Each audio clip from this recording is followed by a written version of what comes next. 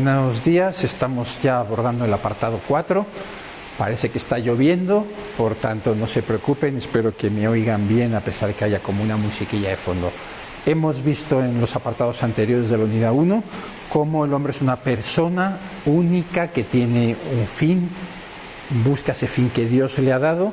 Ese fin solo lo consigue en sociedad, porque es un fin también que comporta el perfeccionamiento de la sociedad. Vemos que el hombre también consigue su fin solo con Dios y cuenta con Dios. Y también hablamos de la autonomía de los órdenes creados, es decir, que ni el hombre se sirve de la religión para sus fines terrestres, ni tampoco los obispos, los eclesiásticos tienen derecho a dar directrices en materia puramente temporal. Muy bien. También dijimos que eso no quiere decir que esos órdenes sean autónomos de Dios ni de la moral, tienen que vivirla. Bien, pues ahorita vamos a ver cómo se aplicó esto en la historia y en la historia del cristianismo. Es decir, Jesucristo nos transmite un mensaje, inicia el cristianismo y vemos que el cristianismo además transformó completamente la sociedad de su época, la sociedad romana. No solo la transformó desde el punto de vista de más espiritualidad, sino que incluso los ámbitos sociales cambiaron, modificaron muchos aspectos para reflejar más la dignidad del hombre y el rostro de Dios. ¿De dónde viene ese mensaje que transformó realmente la sociedad? Pues si nos remontamos al Antiguo Testamento, a los libros más antiguos de la Biblia, antes de que llegara Jesucristo, pues ahí vemos que el rostro de Dios es un rostro de misericordia y es un Dios que quiere la moral, quiere el comportamiento, la santidad del pueblo de Israel. Ese comportamiento santo lo está exigiendo en todas partes y esa misericordia que ya aplica en sus relaciones con los hombres, se enternece al hablar con los hombres. Bien vista tengo la aflicción de mi pueblo en Egipto y he escuchado su clamor en presencia de sus opresores, pues ya conozco sus sufrimientos. He bajado para librarle de la mano de los egipcios y para subirle de esta tierra a una tierra buena y espaciosa, a una tierra que emana leche y miel. En los 10 mandamientos, ¿recuerdas el momento en que a Moisés se le entrega esas 10 tablas, o mejor dicho, esos 10 preceptos de las tablas, donde se resume toda la ley natural? Esos 10 mandamientos son una joya de la moral universal de la Iglesia. Realmente reflejan esa finura que tenía el pueblo de Israel para buscar la perfección moral en el trato con los demás. Si hay junto a ti algún pobre de entre tus hermanos, no endurecerás tu corazón, ni cerrarás la mano a tu hermano pobre, sino que le abrirás tu mano y le prestarás lo que necesite para remediar su indigencia.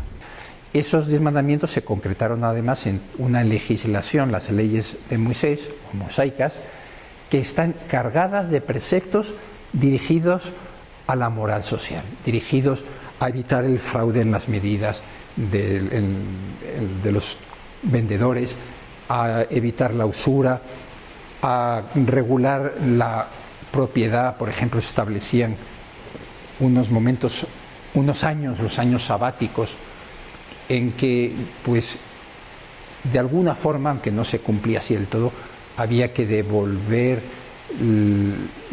cancelar las deudas, liberar a los cautivos por deudas, etcétera, etcétera. Había todo un concepto de que la persona es más importante por el hombre. Entonces, vemos que en el Antiguo Testamento, en toda esa ley de Moisés, y luego en la enseñanza de los profetas, que están continuamente criticando a los ricos que explotan a los pobres, que hablan de que no se retenga su salario injustamente, etcétera, etcétera.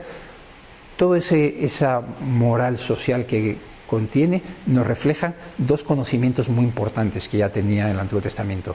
La fraternidad universal de todos los hombres, se habla continuamente que somos hermanos y por eso tenemos que comportarnos así con los demás, y también la misericordia. Dios es misericordioso, tiene misericordia con los hombres y nosotros los hombres tenemos que tener misericordia con los demás. Por lo tanto, ahí ya está la caridad cristiana, ya aparece en el Antiguo Testamento. Pasamos al Nuevo Testamento, ya con la llegada de Jesucristo. Entonces, para empezar, Jesús y los evangelios, ¿qué dicen sobre la doctrina social? Pues realmente Jesús no habla de doctrina social o de moral social directamente. ¿Por qué? Porque Él va a lo esencial. ¿Qué es lo esencial? Lo esencial es, por una parte, revelarnos o reafirmarnos en la dignidad tan grande que tiene el hombre. Esa dignidad que ya la conocía del Antiguo Testamento, pero todavía la eleva muy por encima de lo que se sabía, porque esa dignidad consiste además en que somos hijos de Dios, realmente vivimos la vida sobrenatural de Dios. Nuestro destino del cielo, aparte de que la pasaremos de maravilla, va a ser vivir con Dios en la familia de Dios, y de ahí viene esa dignidad tan grande, ¿no? Hijos de Dios. Bien, nos aclara muy bien y nos ilumina sobre cuál es la dignidad del hombre, dándonos más luz, y al mismo tiempo ataca directamente el pecado, que es la causa de todas las injusticias sociales. Por tanto, va a la raíz. Ya se encargarán los hombres en todas las sociedades y culturas y épocas, los cristianos, de concretar y de adaptar ese mensaje de Jesucristo a las distintas situaciones. Y eso es lo que hacen los apóstoles, porque los apóstoles reciben el mensaje de Jesucristo, lo divulgan, pero al mismo tiempo también, por su misión pastoral, van concretando esos preceptos de Jesús o esas ideas de Jesús sobre la dignidad del hombre a las situaciones concretas. Ojo, sin ser revolucionarios.